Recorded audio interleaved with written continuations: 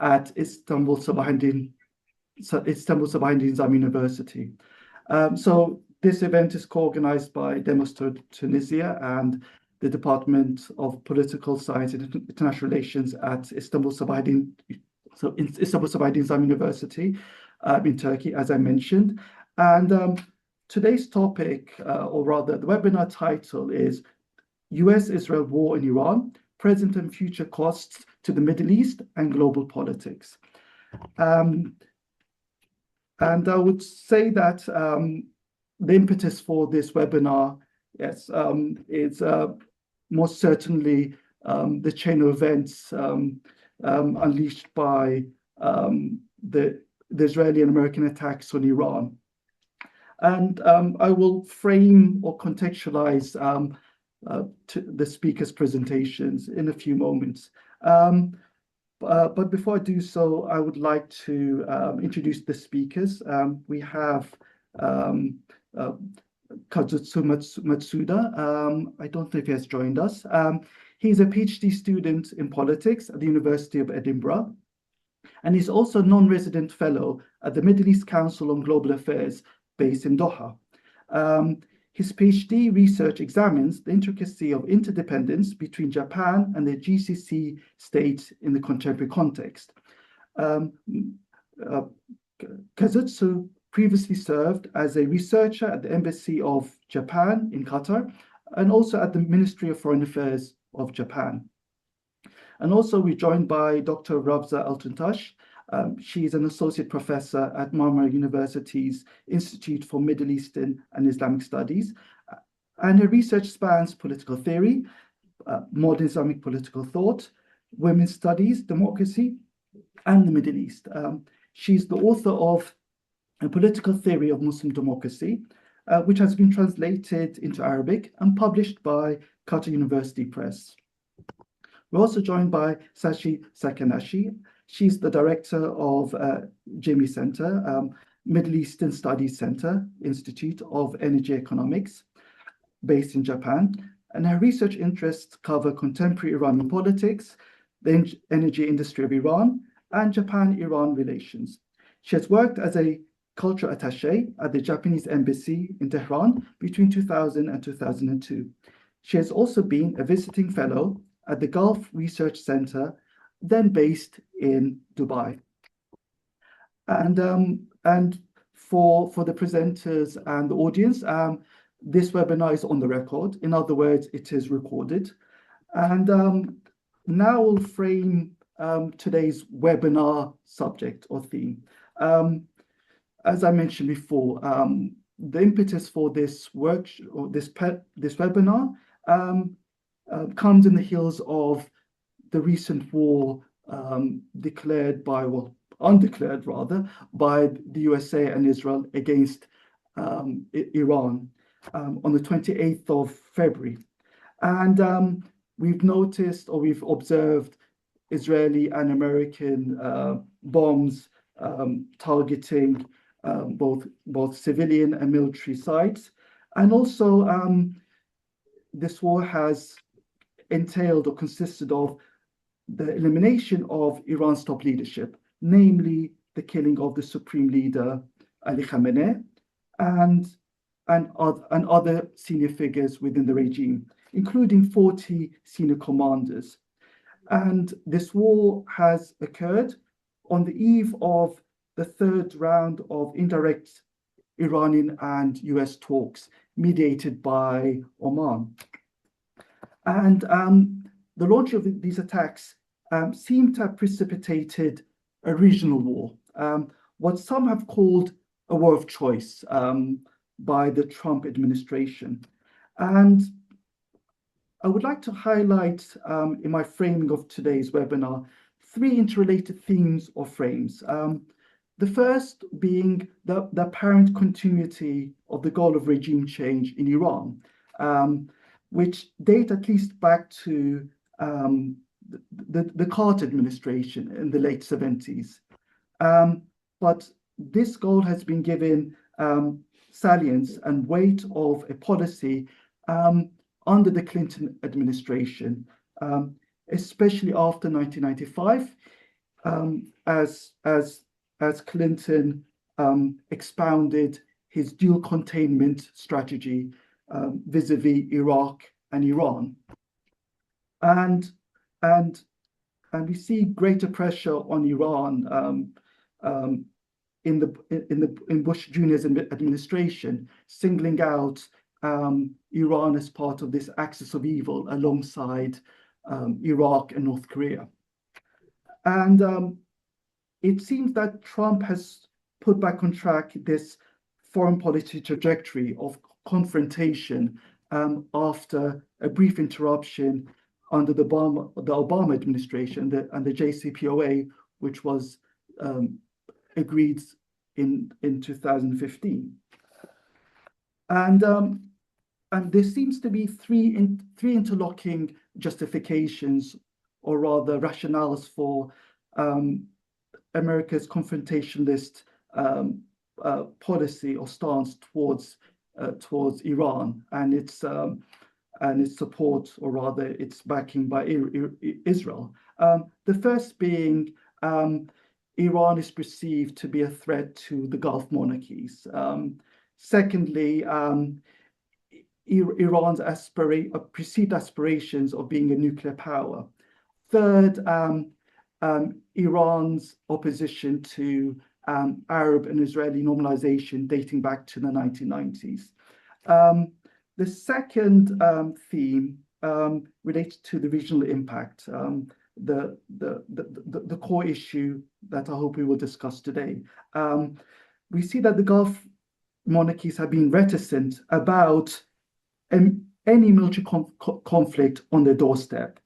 And Qatar and Oman have played the role of mediators between the USA and Iran.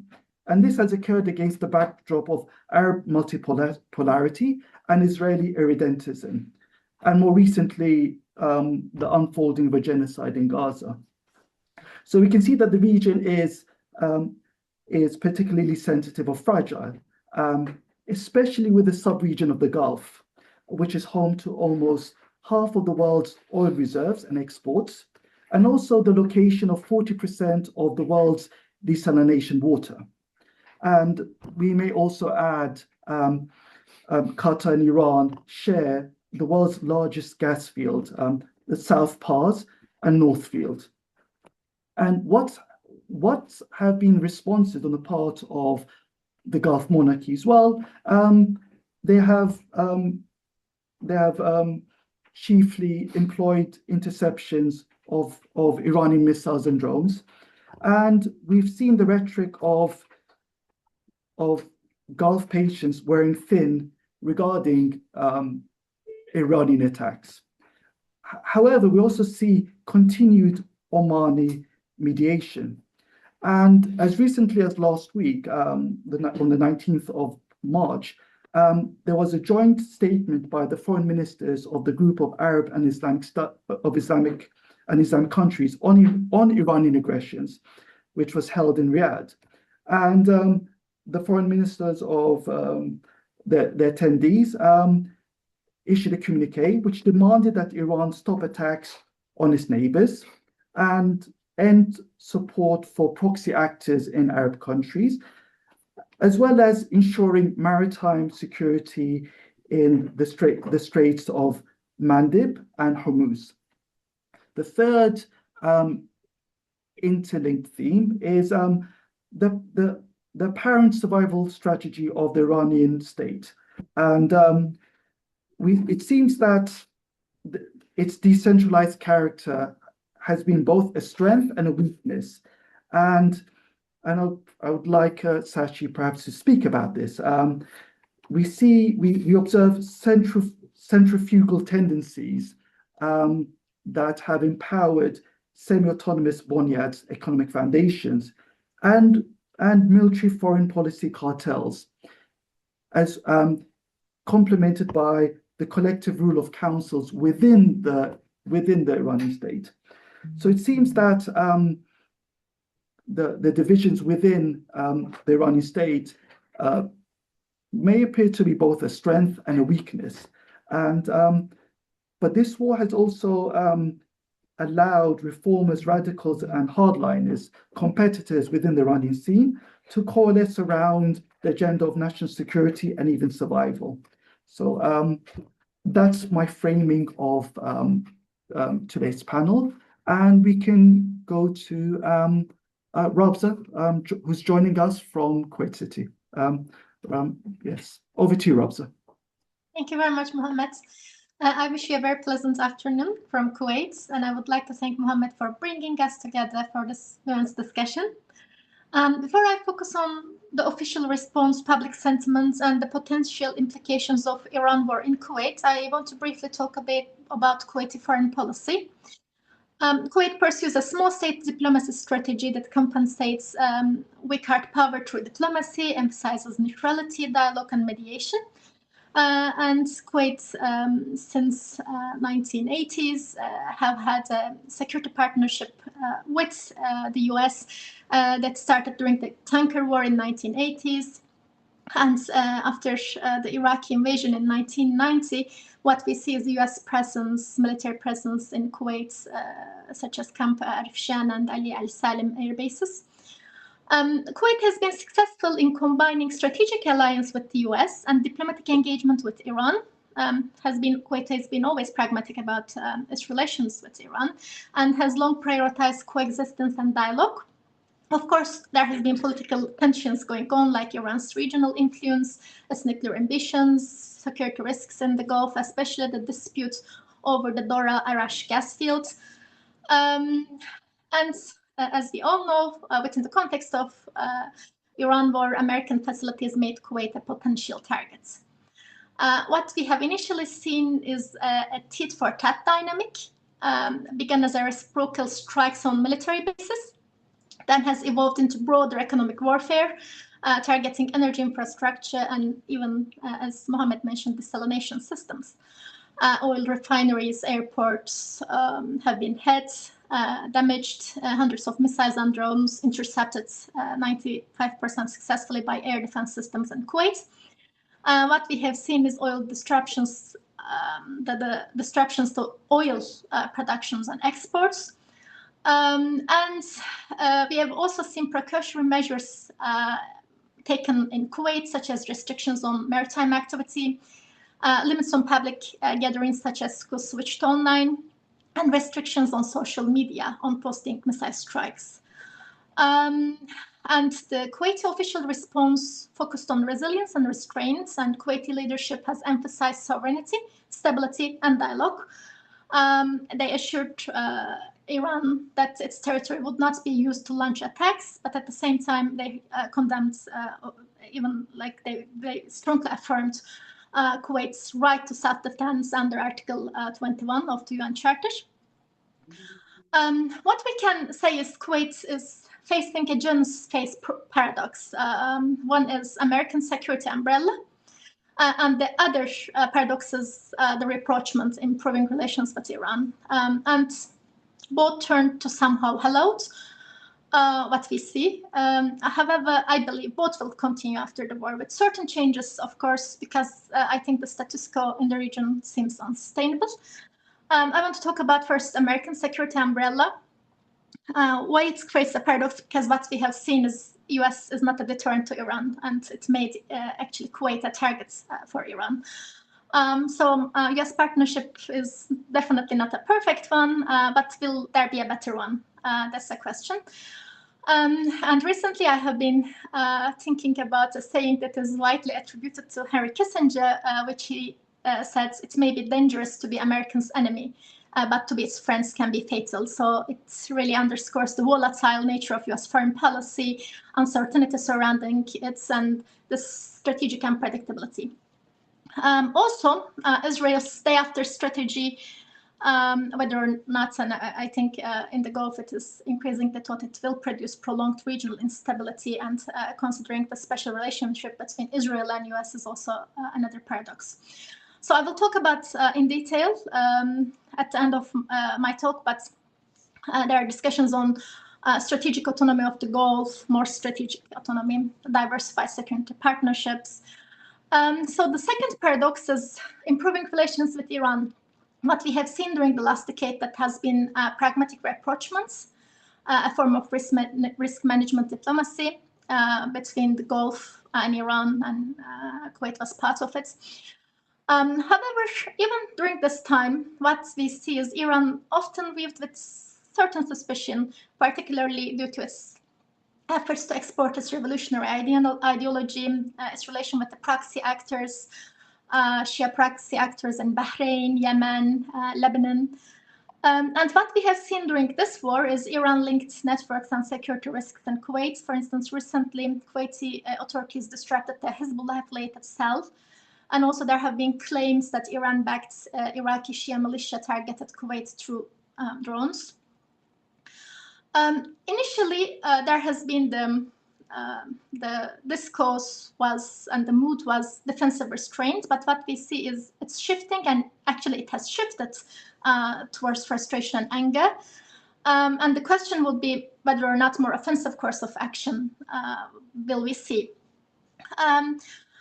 The Gulf definitely wants to create a more balance of deterrence to prevent counter-escalation. But a coalition as an act of collective self-defense will happen or not. Will Gulf countries do it? I think Kuwait is very well aware of the geographic vulnerability it has. And it's well aware that Iran is likely remain as a regional actor. The regime has demonstrated resilience, and Kuwait must think of its relations in the wake of the war. And after US and Israel go, they will continue to coexist with whatever left of the regime. So what we see is Kuwait therefore prioritize strategic restraint, need for deterrence, de-escalation, dialogue, regional stability, and collective security and diplomacy. But of course, it's important to consider the position of the GCC, particularly Saudi Arabia. How will it evolve, and what impacts will it have on other GCC countries? This is something to have an eye on.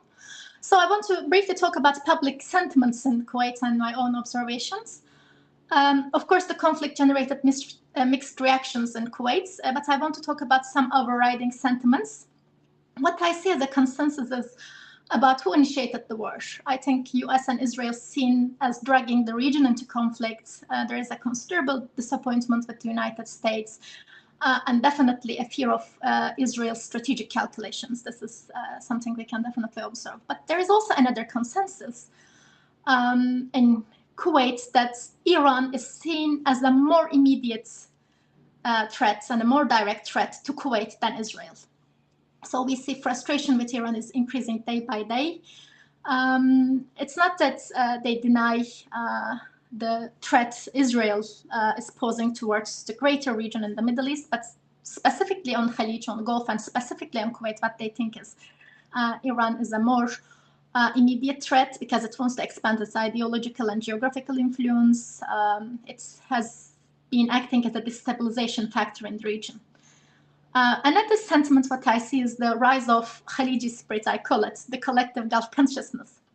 But there is a lot of focus on regional solidarity, cultural pride of being an Khaliji, and the 6 countries being united, all for one for all and all for one approach. You see on social media and everywhere posted the 6 flags together as GCC united against any common threats.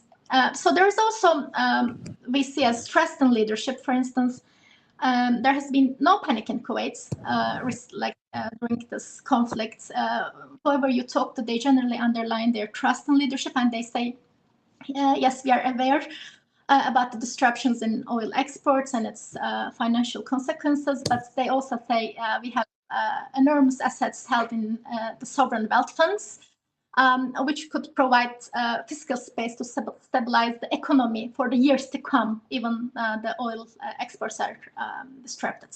So this is one thing. And second, what we see is appreciation of the army, the celebration them as national heroes and Kuwaiti flags and everywhere. So there is this sense of national solidarity is very high in Kuwait. And I want to briefly talk about security implications. Iran war is likely to reshape Kuwait's regional security outlook. I believe stronger military coordination with the Gulf will be the case, as Hamad bin Jassim Al Thani suggests that maybe a Gulf NATO, some forms of collective security, I think will be on the table. Increased investment in crisis preparedness and civil defense, I think, will be important. And Kuwait is most likely to reconsider sovereign wealth investment strategies, economic planning and diversification, energy sector resilience, and maybe rethinking alliances. Yes, US security relationship, I think, will remain central, but Kuwait may seek to diversify partnership to reduce dependence on one singular guarantor. Briefly talk about implications for the economy. Currently, Kuwait seems more vulnerable than some of its Gulf neighbors because of its reliance on the Strait of Hormuz. 90% of the government revenue in Kuwait comes from oil, and most of this oil export passed through the Straits of Hormuz. Unlike the UAE and Saudi, Kuwait does not have alternative export routes. They don't have the same level of economic diversifications like Qatar and UAE. So Kuwait is less integrated in comparison to these two neighbor into global service sectors such as tourism, aviation, or international finance. But because of that, it is not exposed to disruptions that at places like Dubai and Doha. So, and also bearing in mind it has large sovereign wealth reserves, I believe in the medium term, Kuwait can return comparatively quicker to pre-crisis conditions. But of course, this recovery will really depend on oil exports resuming. These are my overall observations for now, and we can open the discussion during the Q&A session. Thank you very much. Thank you very much, Ravza, for your very insightful presentation and giving us a insider's perspective about public opinion in Kuwait and the general feeling among the population. We'll go to Kazuto Matsuda. Kazuto, please, please present for us, and yes, we're all ears. Thank you. Okay, thank you, Dr. Moussa. Can you hear me? Yes, we can. Oh, well, at least Okay, yes, great. I can. Yes, great. Okay, great. Thank you, Dr. Moussa, for bringing all of us together. It's a true delight and honor to be part of this very timely and important online discussion panel. The key message that I'd like to push forward in my talk is that when we talk about the medium and long-term impact of US-Israeli war on Iran and the Iranian attacks on the GCC states, is that there are both tangible and intangible impacts that are interlinked with each other. And I'm going to unpack some of these tangible and intangible impacts. So what are some of the visible impacts arising from the current security turmoil in the Persian Gulf? And that is the damages and disruptions to the GCC states' multiple networks. And these networks, of course, include oil and LNG export network, but also include the flight networks, port networks, their functions as hubs for mega sporting events, and also education and research exchange networks. And for the past decades, as many of us might know, the GCC states have been masters of using these networks for strategic gains. And the strategic gains for them are often projection of strategic and economic power, presence, and influence towards other countries, including those in Asia, like Japan, and the West, like in the UK, and also an enhancement of their state building strategies. Yet, the Iranian attacks on the GCC states, particularly on many of these diverse channels of networks, have caused both damages and disruptions to smooth flow of people, energy, goods, information, and knowledge passing through GCC networks, connecting them to the external world. These damages,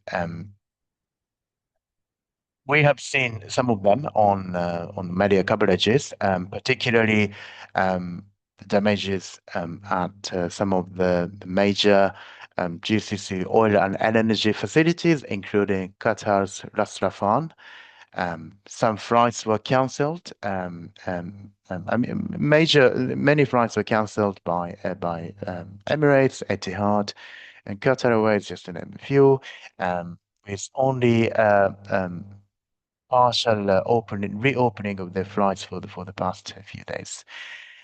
Some of the very important GCC ports were targeted by Iran, including Oman's Duqm port. Was attacked a few weeks ago.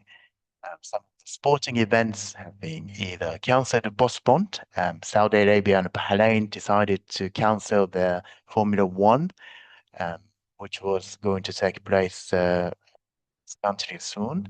Qatar also decided to postpone Formula One to later this year, and also some of the major football events, including Islamic in Qatar, cancelled due to region. But also disruptions in research networks. Some universities have been closed. As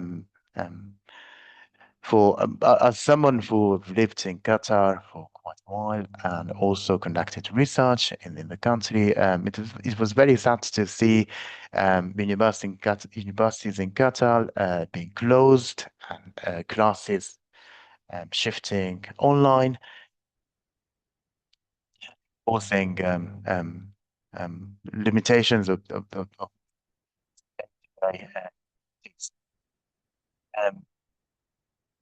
Importantly, these damages and disruptions to the diverse types of networks impose significant mid-term to long-term limitations on the GCC state's strategic use of these networks as a tool to maximize power globally, despite its geographical and population sizes.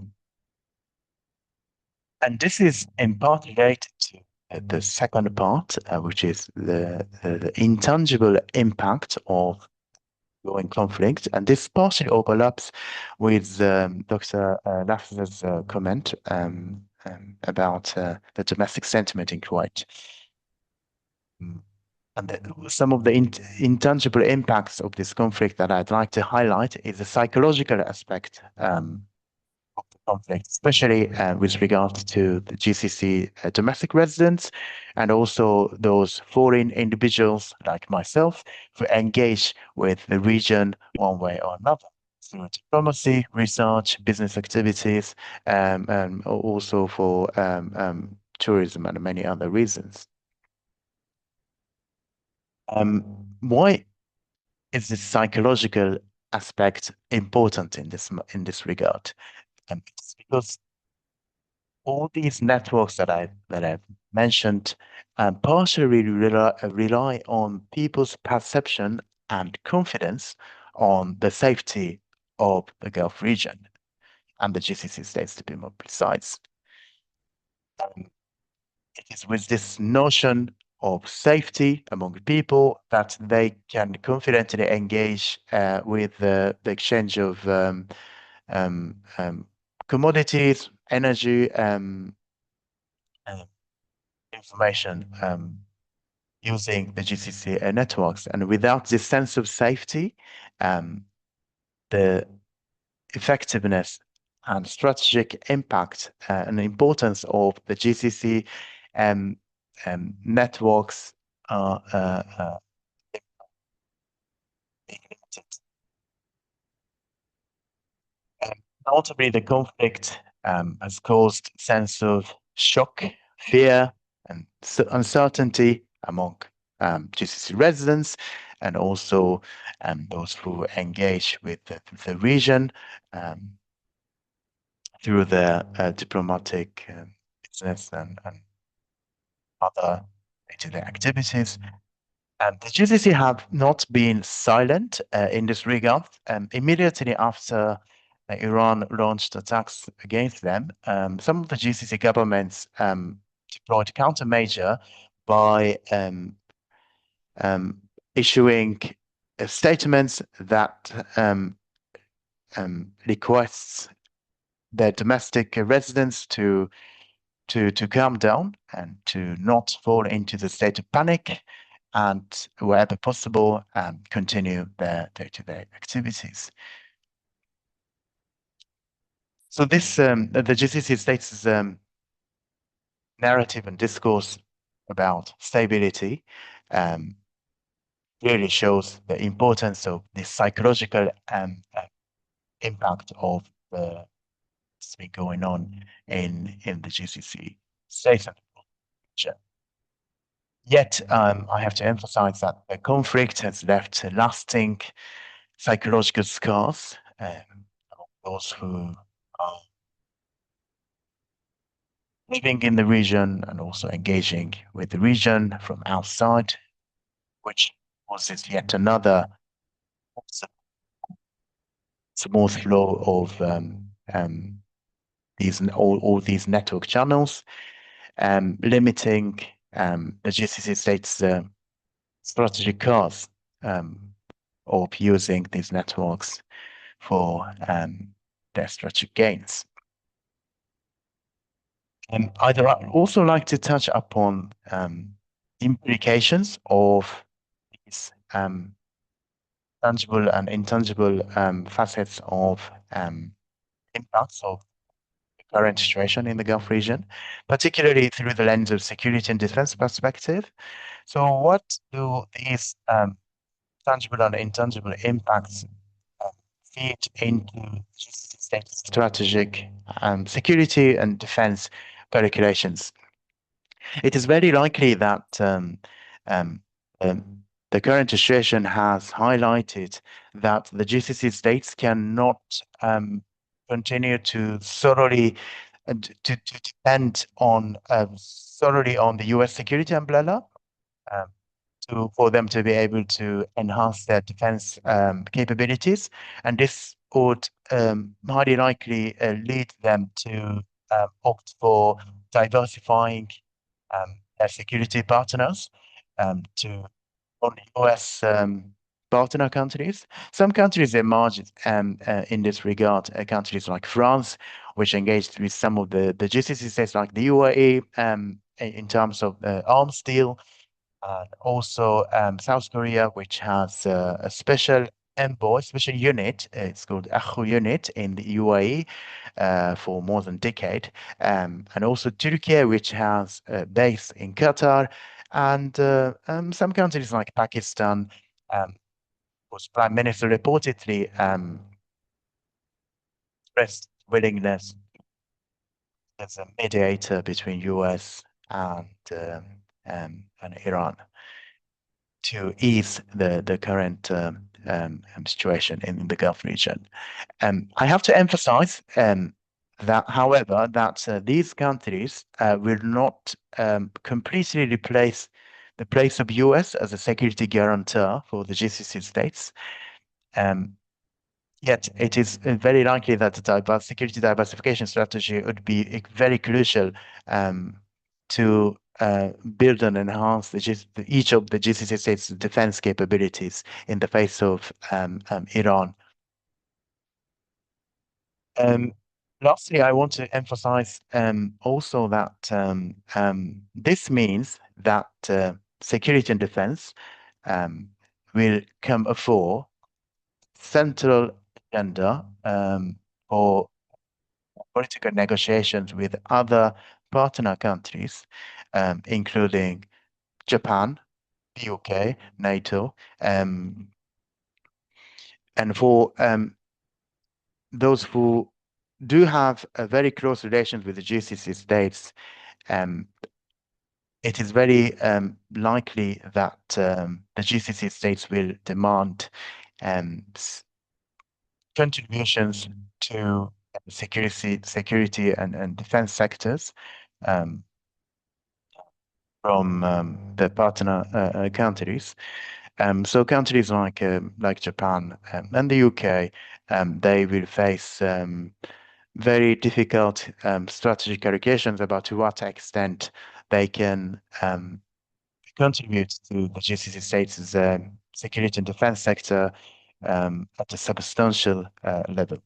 And I will stop here. And again, my key message here is that both visible and invisible, tangible and psychological impacts of what's been going on in the region.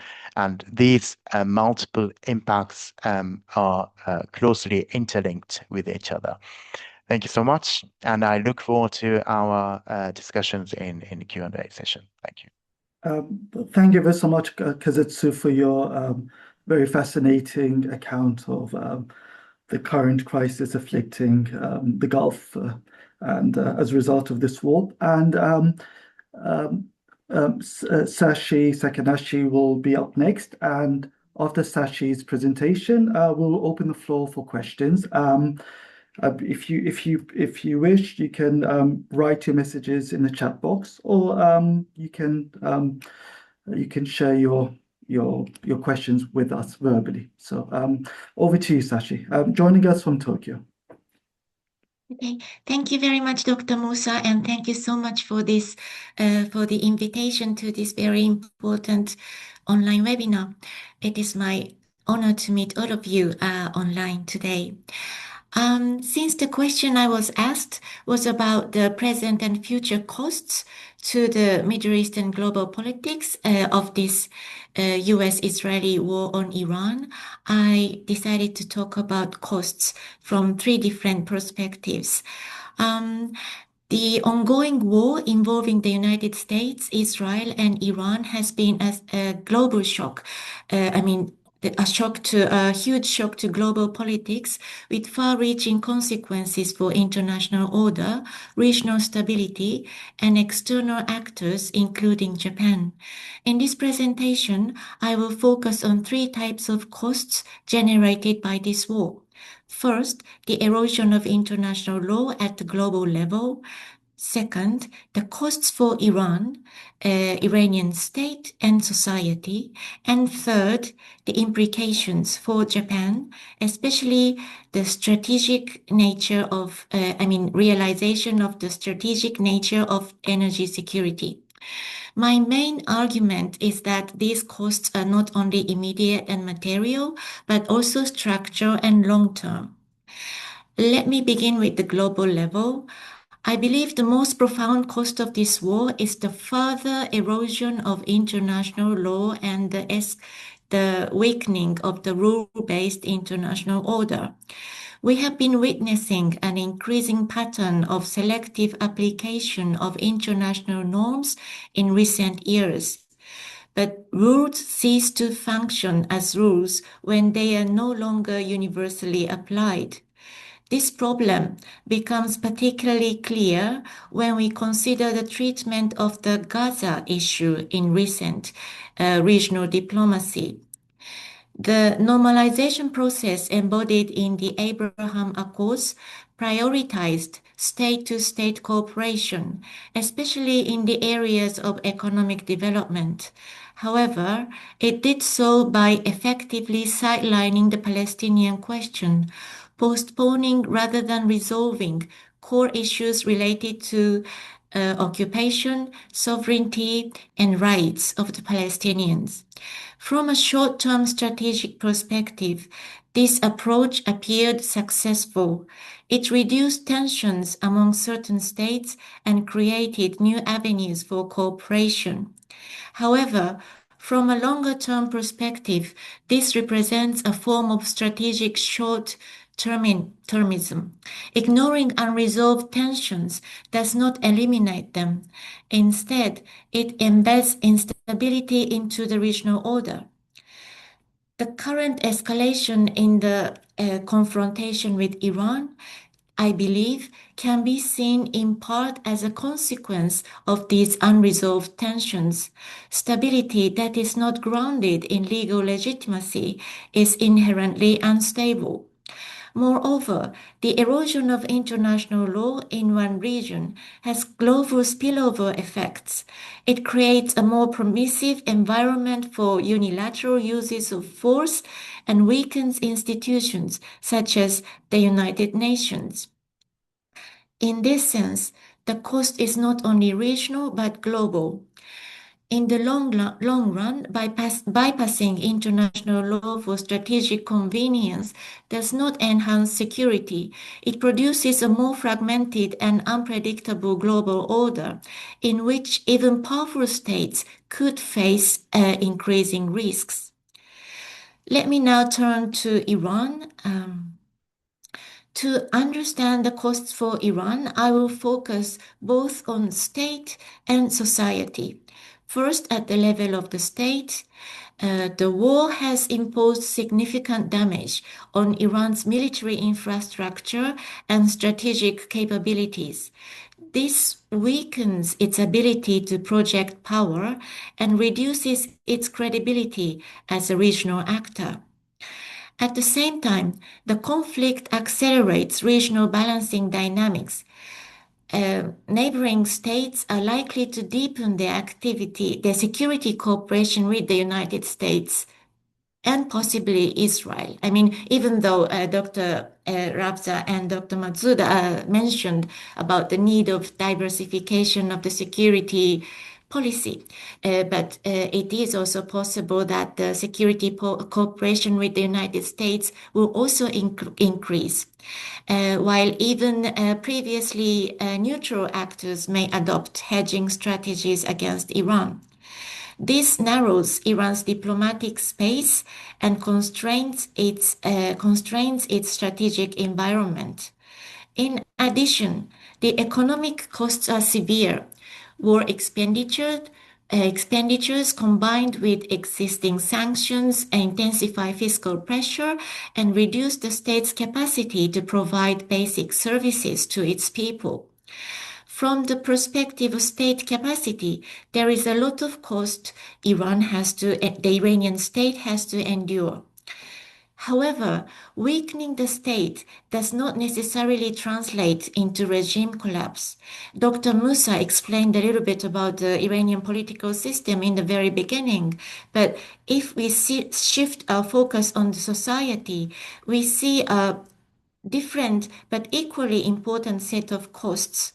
From a human security perspective, the Iranian population faces severe consequences because of this conflict or war.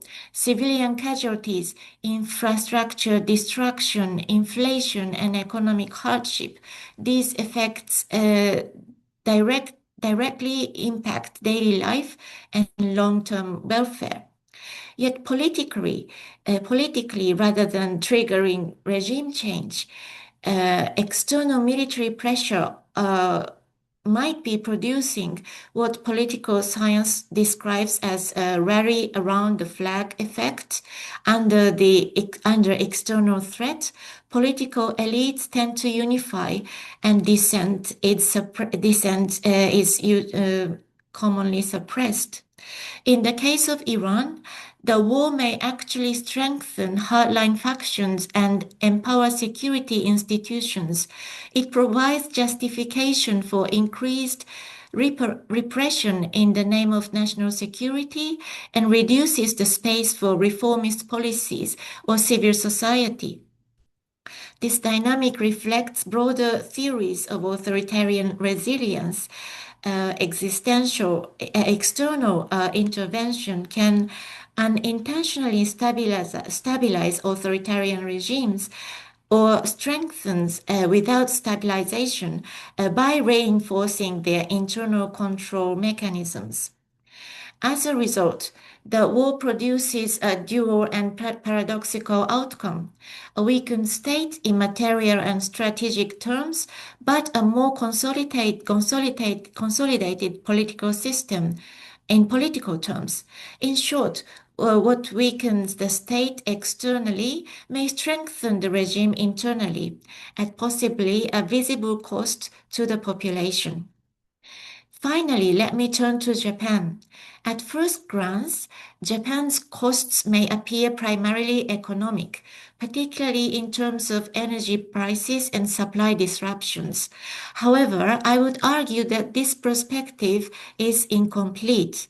The key insight here is that energy security that used to be regarded in Japan as an economic issue, it is actually fundamentally a strategic and military issue as well.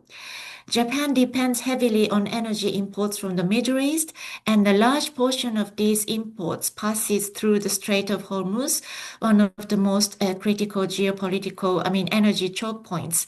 This creates a structural vulnerability to Japan's economy and by extension its society, and it depends on the stability of distant and politically volatile regions. In the event of disruption, the immediate effects are economic, rising energy prices, inflation, and increased production costs. But beyond this, there is a clear security dimension. Ensuring stable energy supply requires the protection of sea lanes of communication.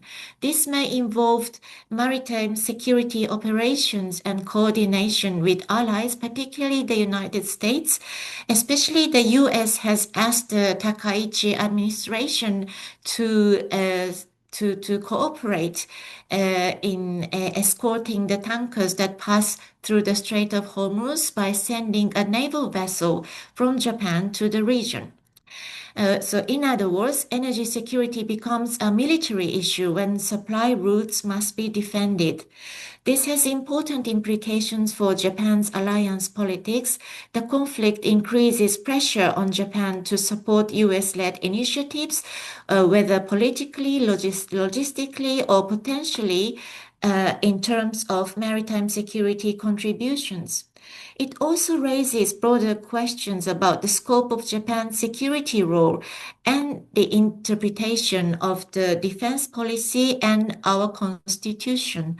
From a theoretical perspective, this reflects the intersection of energy security and alliance dynamics. Looking ahead, the war may prompt Japan to diversify its energy resources, invest more in renewables, restart nuclear reactors, and strengthen strategic reserves. However, it also highlights the limit of treating energy policy purely as an economic matter. The lesson that we have to draw from this conflict is that energy policy must be integrated into national security strategy, the aspect which Japan has neglected to some extent so far. So in conclusion, the US-Israel war in Iran generates multiple layers of cost that extend far beyond the battlefield. At the global level, it accelerates the erosion of international law and weakens the rule-based order. And at the level of Iran, it produces a paradoxical combination of weakened state and regime consolidation. And for Japan, it reveals that energy security is inseparable from military and strategic considerations. The longer the conflict persists, the more it will reshape global politics, deepen regional instability, and impose long-term structural consequences on states both within and beyond the Middle East. So that was my conclusion to my short talk. Thank you very much again. Thank you very much, Sachi, for a very insightful and rich presentation. Yes, I would like to open the floor for